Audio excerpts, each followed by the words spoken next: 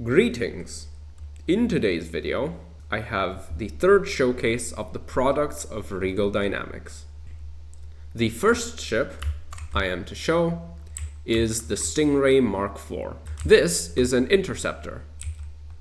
It's got 2 seats, it's got an opening canopy, it's got a chin-mounted turret with full articulated control, and it's got the 4 vertical takeoff thruster pods. It is possible to operate this completely with just one pilot, but if you have a co-pilot, that's generally better.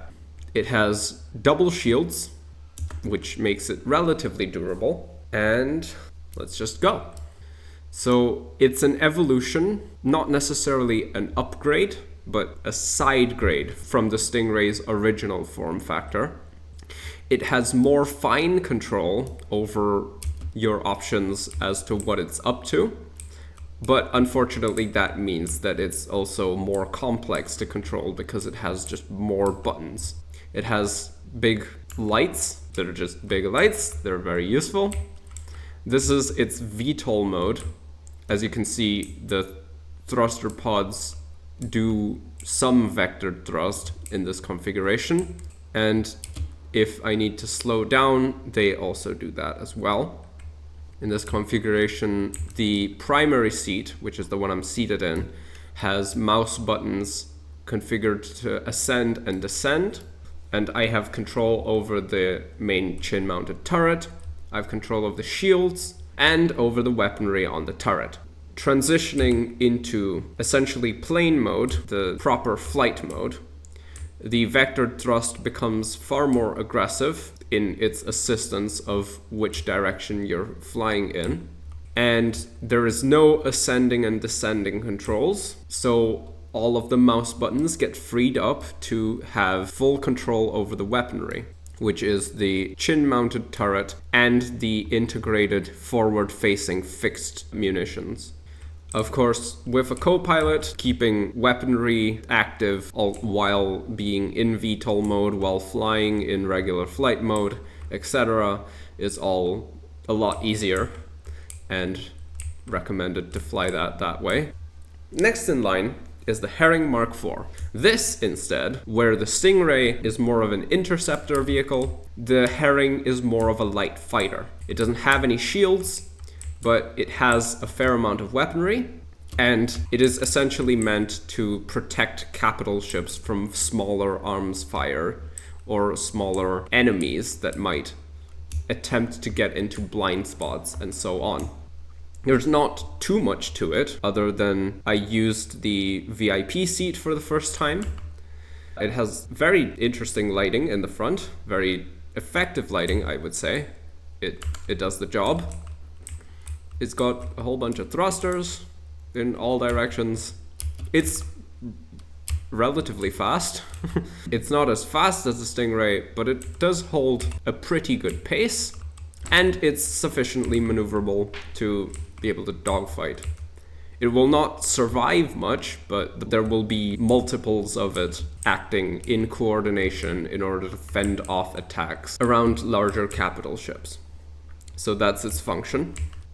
Other than that, it's not terribly complex. It does have a decent first-person view, because I essentially made the blocks around the cockpit glass and then decaled over them so that from the inside they're clear, but from the outside it looks like there's proper full blocks there.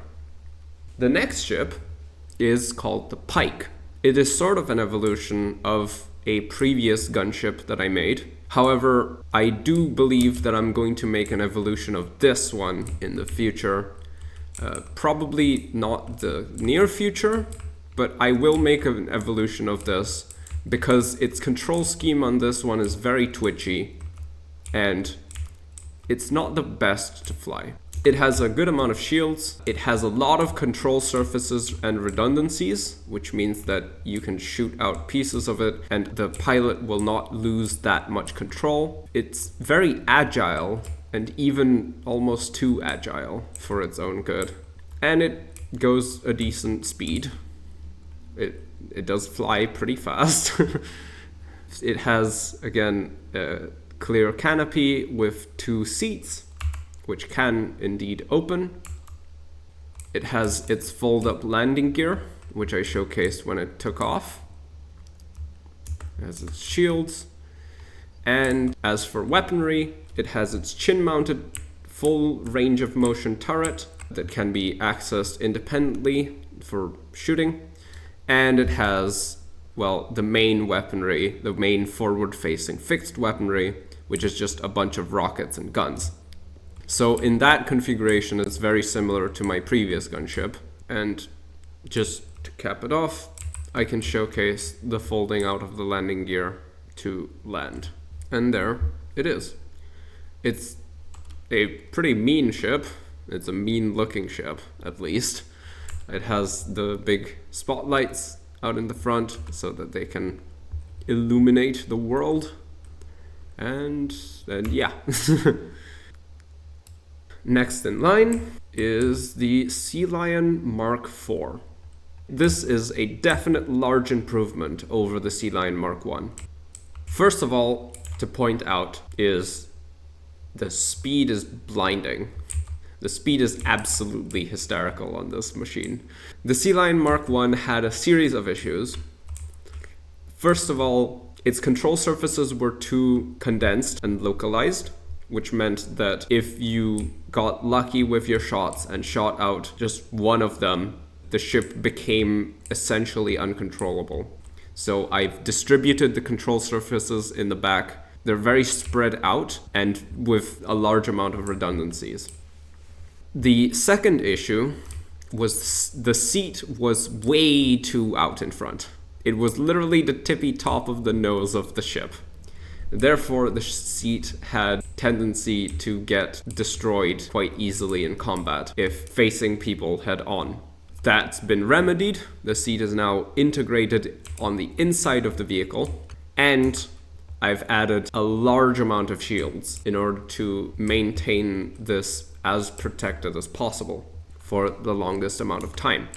Because the point of the Sealion is very fast, very unpredictable hit and run tactics. So having shields that will protect you from fire, well, in the short time that you're actually exposed, and have them recharge to full while you're running away and prepping for your next run by, is extremely beneficial.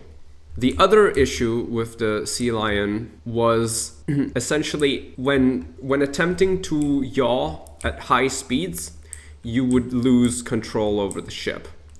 And as you can see, I've remedied that because I can now yaw at over 1,000 kilometers an hour without the ship acting unpredictable and flipping out aggressively.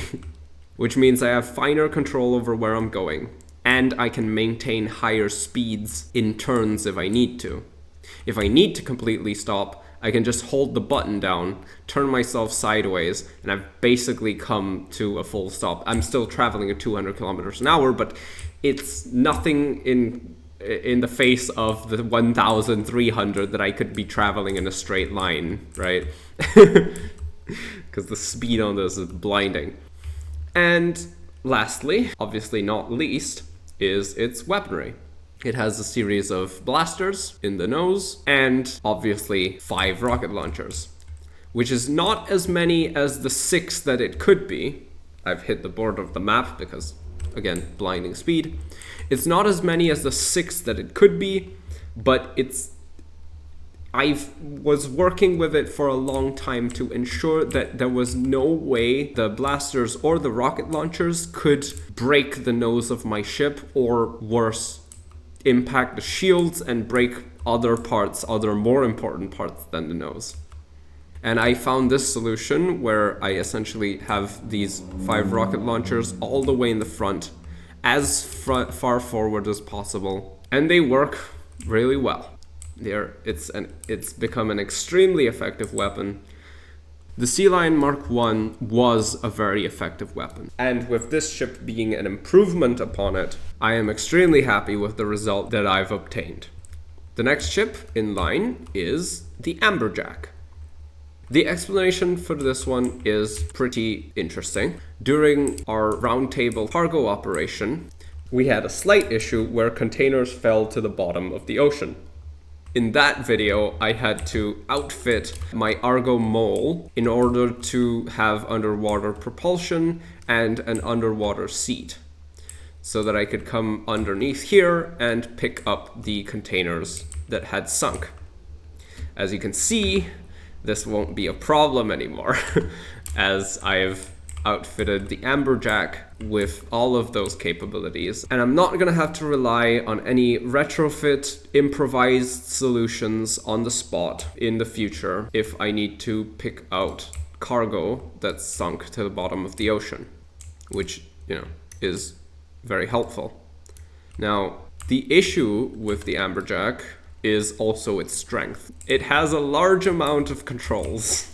And the reason for that is I wanted up, down, as in strafe up, strafe down, strafe to the side on both sides, yaw to both sides, so rotation, roll, forward, backward, and then I wanted to be able to access my magnet, have lights be able to turn on, and I wanted to essentially have fine control over what the ship was doing so that I can have an easier time picking up containers and other cargo in general. I think I've succeeded. I'm not the best at piloting it because of all of the buttons that I have to remember to press, but again, it's okay. I have the front seat on it as well. I have 2 seats on this, as I've done for a couple of my vehicles today. And the inside of the canopy in the front is spacious and essentially concentrated on full visibility, because I wanted to ensure that anybody operating this in first person could have full view of everything that's going on within this space in front of them. Next in line is the tench. This is a small crew, long-range expedition exploration ship. It does have one lonely blaster to be able to defend itself with, not to that much effect, to be completely honest, but it's okay. It's not meant to be a combat ship.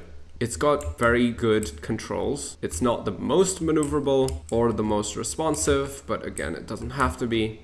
It's meant for long-range, very chill exploration in the vastness of space. It travels very fast, well, not incredibly fast, but it'll hold a straight line for basically ever, and you can just lean back in your seat and have a cookie while you wait for